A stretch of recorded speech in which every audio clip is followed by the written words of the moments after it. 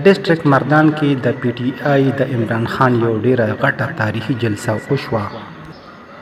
چې په هغه کې په ډیر ګڼ شمېر تعداد سره خلکو ګډون وکړو او هم دغه شان ډېر ټولو خلکو د عمران خان زنده‌باد نعرې وهلې او د دې امپورټنټ او نااهله حکومت د ختمېدو نعره لګوله او د ټولو خلکو د عمران خان سره د یکجهتۍ نعره لګوله او د دې ټولو خلکو همدغه یوه وینا ده چې موږ به د اخري دمه پورې د عمران خان سره ولاړ یو او ویل چې زموږ کوشش چې ډېر ژر به دا حکومت ختمولی شي. دا د مردان په تاریخ کې د ټولو نه تاریخي جلسه وه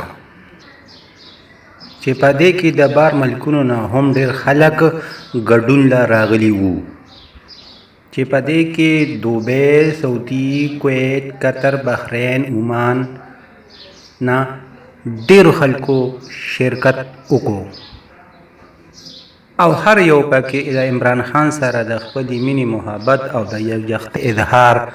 وکړو او د دې وینا وه چې دا امپورټنټ او نااهل حکومت به یو ځلې بیا ختمولی شي او عمران خان به یو ځلې بیا وزیر اعظم جوړولی شي او قوم به او پاکستان به د امریکې د غلامۍ نه آزادولی شي او پاکستان به یو ځلې بیا خودمختار ډېر خواهش و چې موږ د خان صاحب جلسې ته ولاړ شو او په دې زموږ فخر دی چې الله پاک موږ یو داسې ایماندار لیډر راکړی چې هغه په پارلیمنټ کې د ختم نبوت اواز اوچت کړ او ټول قوم ته را شو کړه چې موږ پښتانه دهشتګر نه یو، موږ امن خوښو او موږ امن پسند یو. چېرته عمران خان نه وی راغلی او د نواز شریف او د زرداري غونته کې لیډر یې راغلی وی نو زموږ د پاکستان نه به فلسطین او افغانستان جوړ شوی وی، زموږ د خوست یې په حاشیانې کړی وی.